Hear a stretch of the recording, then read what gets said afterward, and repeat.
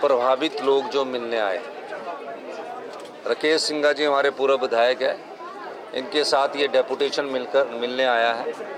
और जब मैं रामपुर गया था तो मैंने इनकी ये बात को सुना था। ये जो पिछली भारतीय जनता पार्टी की सरकार ने SJVNL के साथ जो समझौता किया, उस समझौते के तहत हिमाचल के जो इंटरेस्ट थे उनकी अनदेखी की गई है। पावर पॉलिसी में ऐसा बदलाव किया गया जिससे हिमाचल प्रदेश को बहुत बड़ा नुकसान हुआ। हमारी सरकार बनने के बाद हमने लूरी, सुन्नी, धौलासीध और इन पावर प्रोजेक्ट के MOU का आंकलन किया। आंकलन में क्या पाया? पिछली सरकार ने किस आधार पर MOU किया? पिछली सरकार ने इस आधार पर MOU किया कि हम GST भी नहीं लेंगे, जो 12% फ्री रॉयल्टी मिलती है वो हम 12-15 साल बाद लेंगे, और जीवन भर प्रोजेक्ट SJVNL के पास ये 4 चले जाएंगे। हमारी सरकार बनने के बाद मैंने उसको ऑब्जेक्ट किया, और पिछले दिनों मनोहर लाल खट्टर जी से जब मेरी मुलाकात हुई, मैंने उन्हें स्पष्ट तौर पर कह दिया कि अगर 12, 18, 30 और 40 साल बाद हिमाचल के लोगों को ये प्रोजेक्ट नहीं मिलता तो हम इस MOU को आगे लागू नहीं करेंगे। MOU के बाद एक इम्प्लीमेंट एग्रीमेंट होता है। SJVNL ने हमारी सोवरेनिटी को भी ना मानते हुए बिना पूछे ही लूरी के काम शुरू कर दिया, सुन्नी का काम शुरू कर दिया, धौलासीध पावर प्रोजेक्ट का काम शुरू कर दिया। मैं 3 बार मीटिंग करके उनको बोलता रहा तो उन्होंने कहा कि नहीं, MOU हुआ है। मैं हिमाचल के हितों की अनदेखी देखकर भारतीय जनता पार्टी की सरकार ने जो किया है उसका मुझे बड़ा अफसोस है। लेकिन हमारी सरकार इस मामले में हिमाचल के अधिकारों की रक्षा के लिए 12% सुन्नी से भी चाहिए, लूरी से भी चाहिए, धौलासीध से भी चाहिए। पहले 12%, फिर 12 से 30 साल के बीच में 18% चाहिए, 30 से 40 साल के बीच में हमें जो 30% चाहिए, और 40 साल बाद ये प्रोजेक्ट हमें वापस चाहिए। लेकिन ये प्रोजेक्ट उनको ज़िंदगी भर SJVNL को ये दे दिया गया, चाहे वो धौलासीध है, चाहे डूगर की बात है। मैंने मनोहर लाल खट्टर जी से भी बात की और मैंने उन्हें स्पष्ट कहा कि अगर हमें इस आधार पर आप हमारे साथ MOU द्वारा करने को तैयार है तो हम रेडी है, वरना इन तीनों प्रोजेक्ट को हमारी सरकार टेक ओवर करेगी। ये जो समस्याएं आई है लूरी के लोगों के साथ, इनकी समस्याओं का समाधान नहीं किया गया है, न लाडा दिया गया है। अब लाडा तो उनके क्षेत्र का अधिकार है, ना उस क्षेत्र से उजड़े हुए लोगों को नौकरी दी गई है, ना एनिमल हस्बेंड्री को इसमें कंसीडर किया गया है। जो इनकी रिहेबिलिटेशन पॉलिसी है उसमें आपने हॉर्टिकल्चर कंसीडर किया, आपने एग्रीकल्चर कंसीडर किया, आपने एनिमल हस्बेंड्री की सेहत पर भी तो फर्क पड़ता है, किस आधार पर हम कंसीडर करते हैं।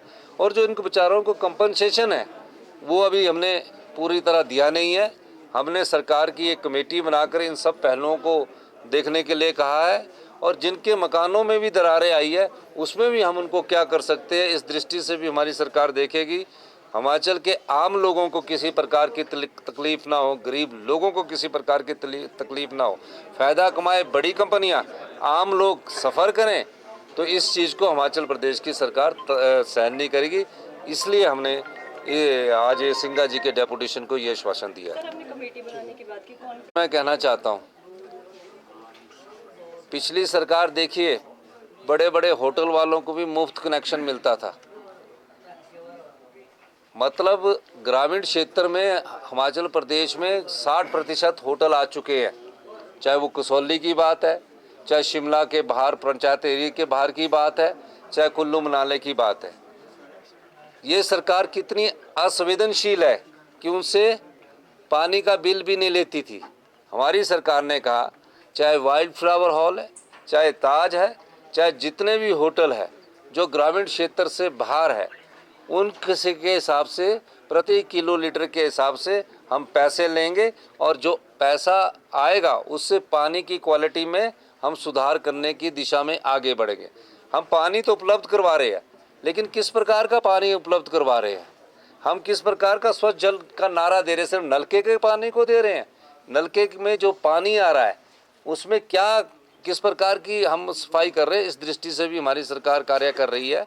और मैं आपको आश्वासन देना चाहता हूँ, गरीब आदमी पर कोई पानी का बिल नहीं लगेगा। हमने विडोज़, एकल नारी, दिव्यांग, जो पुअर फैमिलीज़ है, 50 लाख रुपए से कम इनका है, उनको कोई बिल देने की बात नहीं की है। 50,000 से कम उनको आय है, उनको कोई बिल देने की बात नहीं की है। जितने भी हमारे इनकम टैक्स पे ही है उस सब को हमने कहा है कि आपको बिल देना चाहिए, क्योंकि 1-1 लाख पे है, 50-50 हज़ार पे है। अब अगर वो 100 रुपया ग्रामीण क्षेत्र में हमने फिक्स किया, ग्रामीण क्षेत्र में हमने सिर्फ पानी का 100 रुपया फिक्स किया, कितना यूज किया वो नहीं फिक्स किया। लेकिन होटल के मामले में हमने ये फिक्स किया कि जितना किलो लीटर के हिसाब से यूज करेंगे। करोड़ों रुपए की उनकी टर्नओवर है, करोड़ों रुपए की जीएसटी है। तो सरकार के पैसा जो है वो सरकार का पैसा नहीं होता, जनता का पैसा होता है। तो इस दृष्टि से भी हमारी सरकार ने ये कार्य किया। हम चाहेंगे कि आप सब लोग पत्रकार बंधु भी हमारा सहयोग करें। धन्यवाद। रेस्क्यू ऑपरेशन, अभी मैंने कहा कि हमारे संस्कृति ऐसी है जिसमें कि अंतिम संस्कार के लिए अगर कुछ उनको कोई डेड बॉडी मिल जाती तो एक आशा परिवार में होती है। हमारी संस्कृति ऐसी है। और टोटल कितनी बॉडीज मिल पाई है? अभी तक कितने लोग मिल पाए, डेड बॉडीज कितनी मिल पाई है? अभी मेरे ख्याल 33 के करीब लापता है। और अभी 15 सितंबर तक हम अलर्ट ही है। सर, कोई विशेषज्ञों की से भी इसका कोई आंकलन? देखिए, सारी प्रकार की मीटिंगें हमारे अधिकारी लोग कर रहे हैं। डिप्टी कमिश्नर 8 दिन बाद एसपी और डिप्टी कमिश्नर समेत से मिलकर आए, उन लोगों को राहत पहुंचा के आए। कल ही हमने फैसला किया कि जो इन बच्चों के स्कूल नहीं जा पा रहे हैं, उन बच्चों को यहाँ तो वहाँ किराए की बिल्डिंग में या 2 बसेज उनको उपलब्ध करवा कर साथ वाले स्कूल में उनको हम रखेंगे।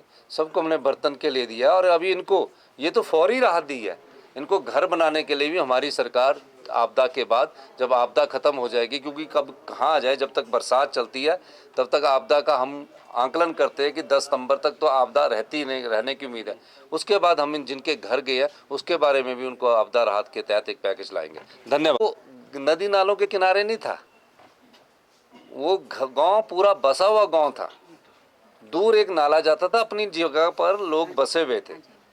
हमें ये देखना कि जो ग्लोबल वार्मिंग का असर है, क्लाउड बर्स्ट का कारण क्या है। मैंने कहा है कि केंद्र सरकार और राज्य सरकार को पहले इसका अध्ययन करना चाहिए, फिर हमें आगे बढ़ना चाहिए। 900 करोड़ रुपए का नुकसान आईपीएच, पीडब्ल्यूडी और सब सड़कों को हो चुका है। केंद्र से अभी तक कोई मदद नहीं आई, पर आश्वासन उन्होंने पूरा दिया है कि हम केंद्र से आपको मदद देंगे। कमर्शियल जो लोग काम करते हैं, कमर्शियल में आगे होटल वाले, आगे बड़े बड़े मॉल्स बने हैं, बड़े बड़े वे साइड ढाबे बने हैं, उनसे हम कमर्शियल में लेंगे। बाकी सारे ग्रामीण क्षेत्र के 100 रुपया पर मीटर के हिसाब से लेंगे फिक्स्ड। नदी नालों के किनारे जो घर बनाए जाते हैं सर, उनको लेकर भी कुछ पॉलिसी बनाई है? नहीं, वो तो हमने पिछली बार